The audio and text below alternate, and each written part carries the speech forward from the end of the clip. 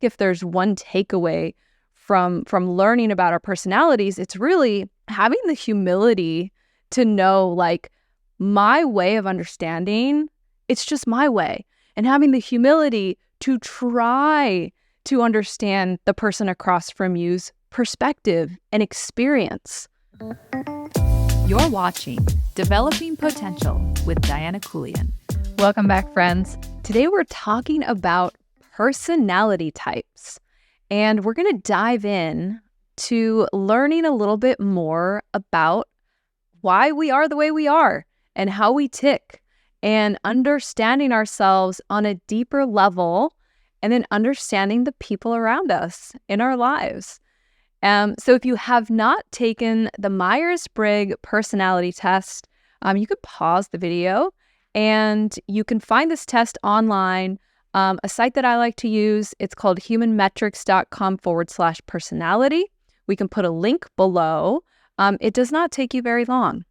Shelby, how long did it take you? 5 minutes. 5 minutes. Yeah. Right? Just a series of questions. Before we dive into the results of a personality test, I want to talk about why. Like, why do we care to take a test that might seem kind of silly to some of us, to get 4 letters that are supposed to describe our personality? And I can go back about 9 years ago is the first time that I learned about this personality test. And at the time I was going to counseling, and I was really going in to work on my self-esteem. I think at the time I was just having feelings of like low self-worth and the feeling that I should be different and not really knowing where that came from.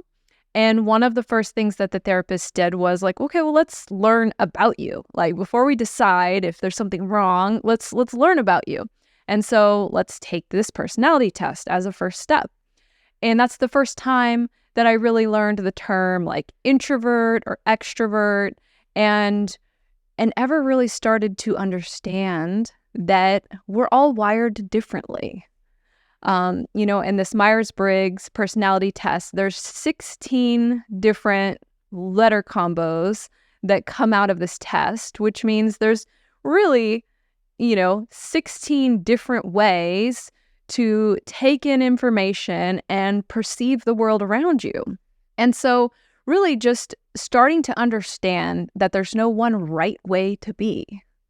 And that sounds, it might kind of sound obvious, but I think for a lot of us, and myself definitely included, in childhood, the adults in our life may have the best intentions, but oftentimes they're projecting their personality and their way of perceiving and viewing the world around them onto us.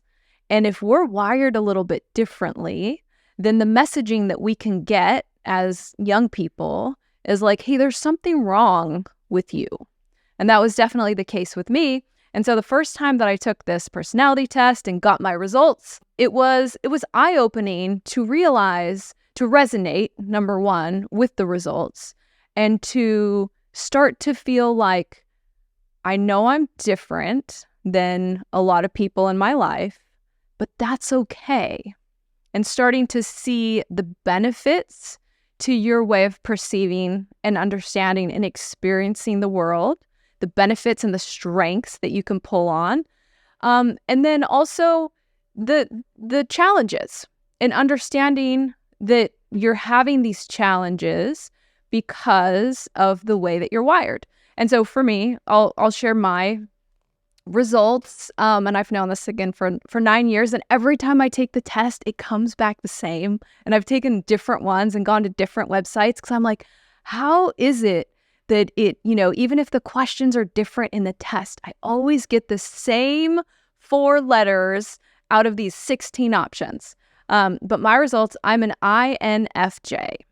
And we're going to go through what the letters are. And I have asked Maine and Shelby to take the test as well. So we will be revealing their personalities as well. So hopefully those of you watching or listening have taken the test. And if this is your first time, like, this is exciting to start to learn a little bit more about yourself. And if you're in a relationship, you have kids, you have friendships, it's pretty fun to have the important people in your life also take this test so that you can understand them better. Okay, so let's start with the first letter, which for me is I. Shelby, what is your first letter? I. Maine. E. I knew it. I knew it. Okay, so what does that mean? An I versus an E. So I is introversion and E is extroversion. And there's different ways to describe it. But the way that makes the most sense to me as an introvert is that introverts get recharged by being alone. Like we need that downtime, that solitude with less stimulation, less interaction to start to feel recharged. And then Maine will have to confirm this, but extroverts get charged up by being around other people. Is that your experience, Maine? Yeah. Like going to concerts, live events. It's like just absorb everyone's energy. Yeah. Being amongst all these other people and all of this energy. For sure. Now, Shelby, what's it like for you to go, let's say you went to like the Taylor Swift concert, which was like 10 hours long. If you were in a crowd of 65,000 people for, what was it, 3.5 hours, how would you feel? Overwhelmed, overstimulated, and I would be so excited to go home. Yeah. Yes. And that is my experience as well. Now, growing up as an introvert, I always looked at my introversion as a defect. I didn't have the word introversion. I just knew I get overwhelmed. I need to have some time by myself. And the cool, fun thing is to be out and about and with people, but that doesn't always feel cool and fun to me. So this is kind of like the first step in understanding yourself and then the people in your life. So in our family, we have 3 introverts and we have 1 extrovert, and that is my daughter. And it's so funny because our house is so quiet and like peaceful and like tranquil and calm. And I love having like a day where I'm just at home, it's peaceful, no pressure to go out and do anything.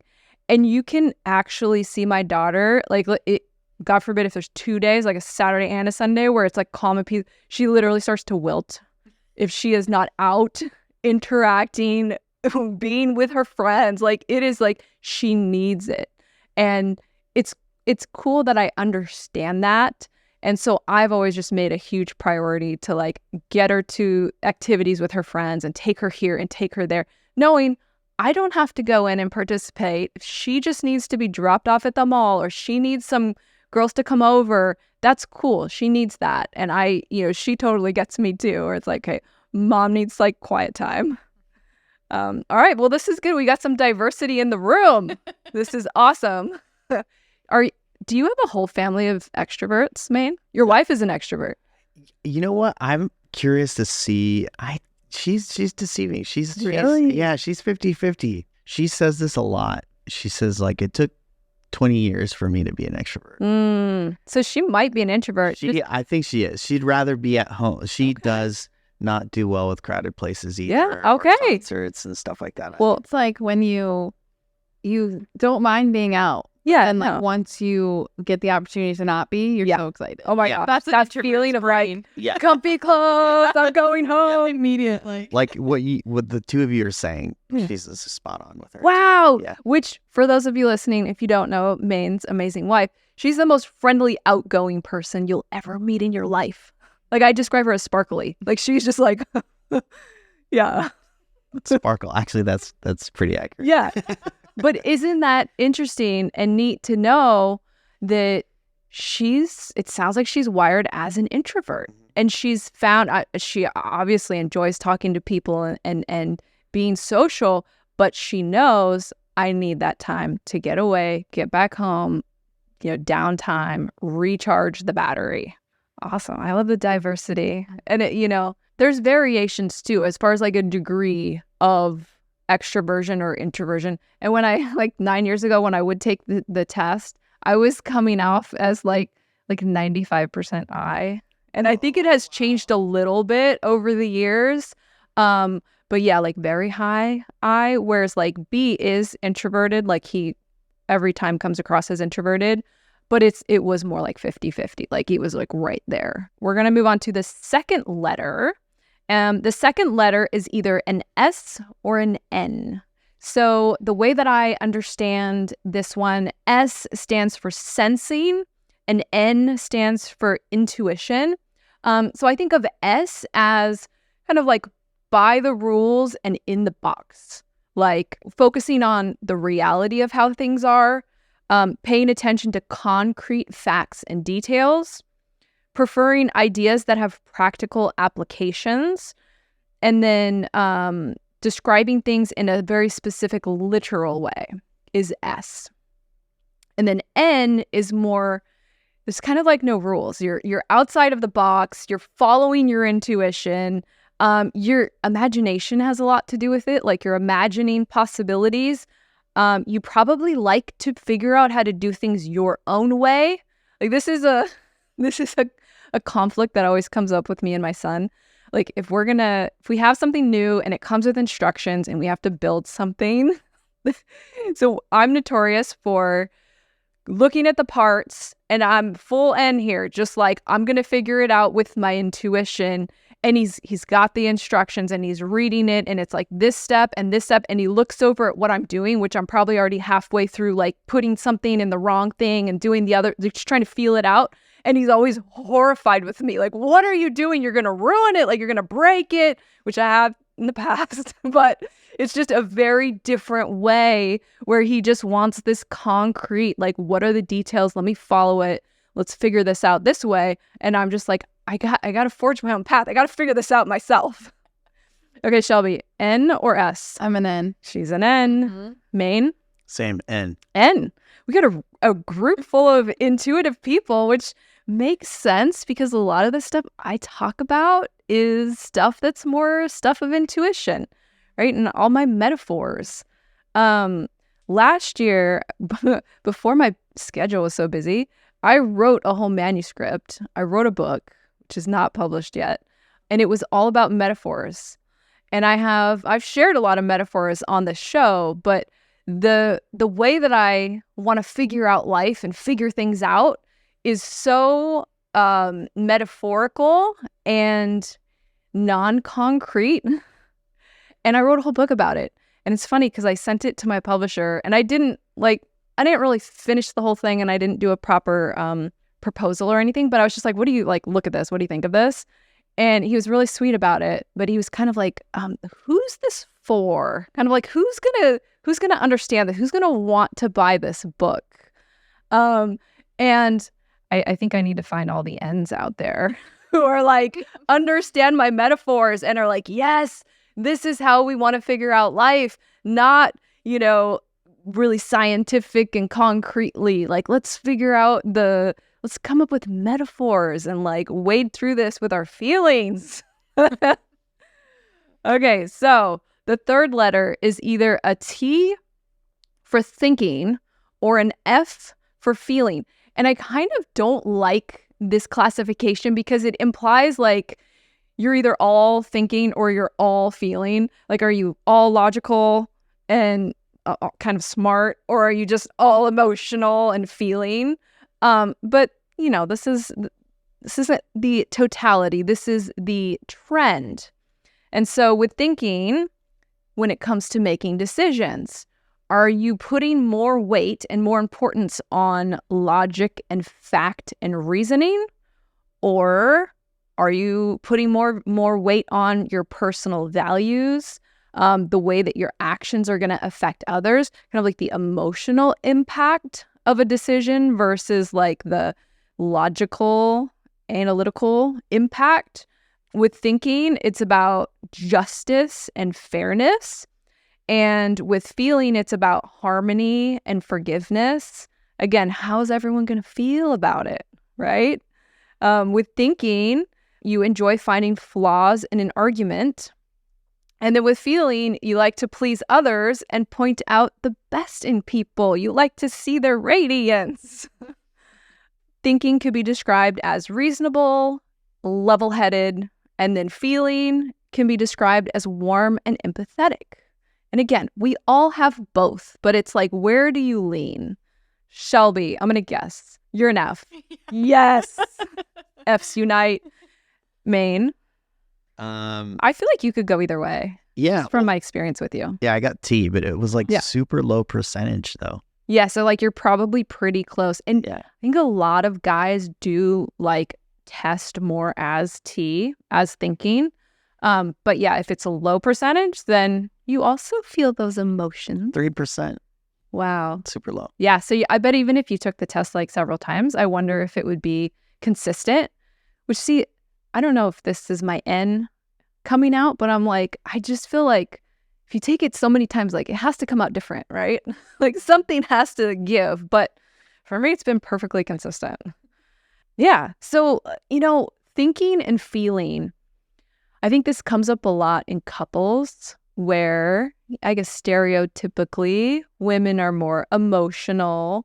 But really that can be kind of looked at in a negative way versus like, hey, women are more emotionally tuned in and want to be emotionally connected. They want to make sure that everybody's feelings are being taken into consideration, typically being nurturing. And with men, sometimes, and this is all, this isn't like a mold that everybody's in, but this is just like predominantly what you see is that men will approach things more logically.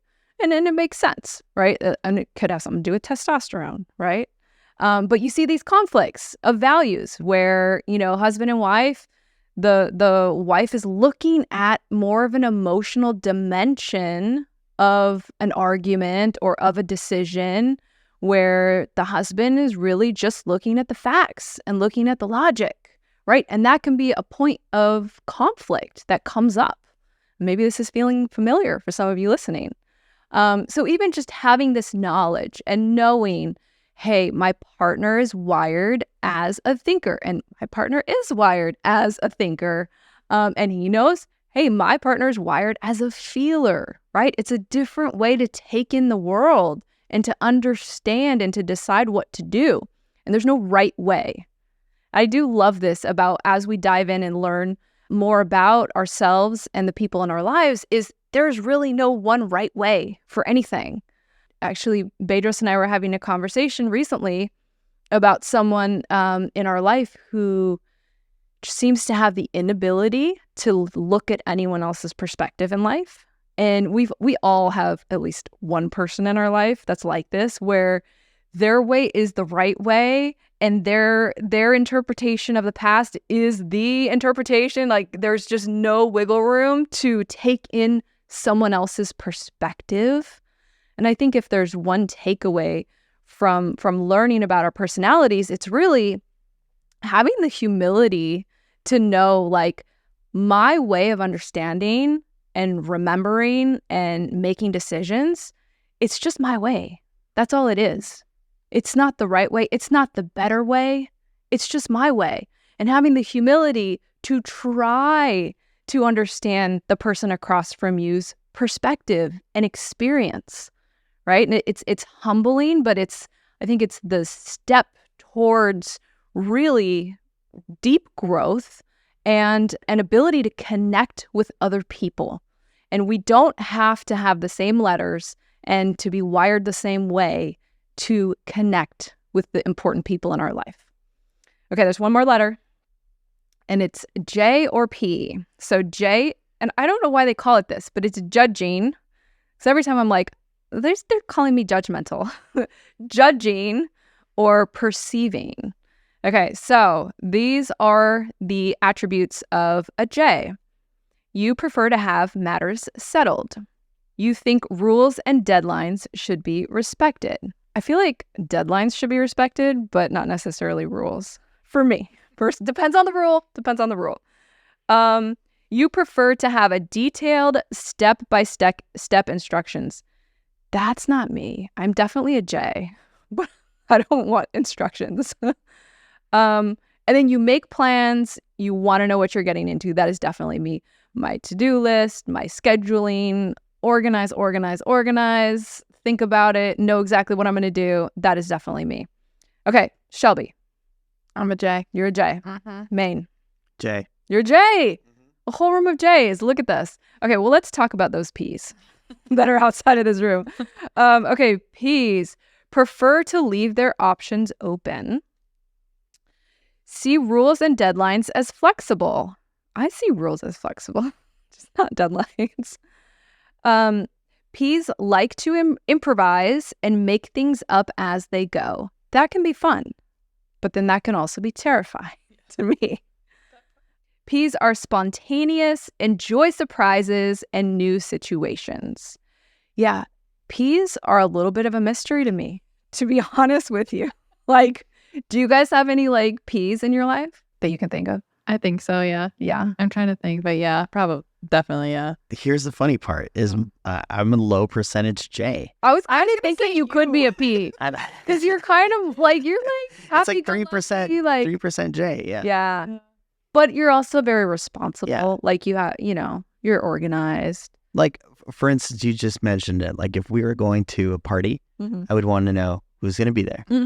What time we have to generally be there. Yeah. And then what's everyone wearing? And what are we going to be doing? You're a J. That's will be so excited to be there. You'd be so excited for what's going to happen. Right. And like, you're an E. Yeah. And if we have to pivot, we can. It's not a big deal. Yeah. Yeah. Yeah.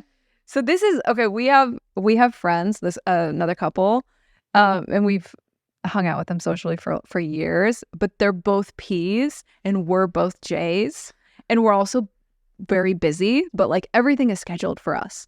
And so it's always it's so funny when we're trying to make plans, which we're actually trying to make plans with them right now. And it's like I got my phone out. I'm ready to make a reservation and put it in the calendar. So I'm going to be like, okay, that's set. We're going to do that. And texting with them, it's always vague. It's always vague. And you never know if like you can't get a solid yes or no. It's like, yeah, we'll see. We'll see. Or then if we're going to like, okay, we're going to meet in this city and we're going to have dinner. Well, where do you guys want to go? We'll see. I'm a reservation girl. I got to have a reservation at what time. I'm going to show up 5 minutes early. We're good. But yeah, just to know, like, this is how they experience the world. They're not trying to bother us. They're not trying to get under our skin and make our life harder by not having a solid plan. It's just, they're probably just as annoyed at us for wanting to make a reservation as we are for them not wanting to commit to seeing us at a certain time at a certain place. So that's the J's and the P's, guys. That's the J's and the P's. I get passionate about this one. Yeah, so that is the Myers-Briggs in a nutshell. It is just a fun, great way to understand yourself a little better, understand those around you. And I think, like I said, really have that humility to know, like, just because I want a reservation and I want it in my calendar doesn't mean that's the best way to live. Right? That's just my way to live, and being open to everyone else's way, really, and having respect for the way that others experience the world and take it all in. I hope you enjoyed this episode. Drop us a comment. Let us know what your 4 letters are. I was an INFJ. Shelby, were you an INFJ too? Yep. And Maine, you were an ENTJ. ENTJ. Awesome. Amazing. Guys, thank you so much for watching. If you enjoy this content, like, subscribe, share this with somebody in your life, and let us know what's your personality. Thanks for watching. We'll be back next week. Thanks for watching Developing Potential with Diana Keuilian.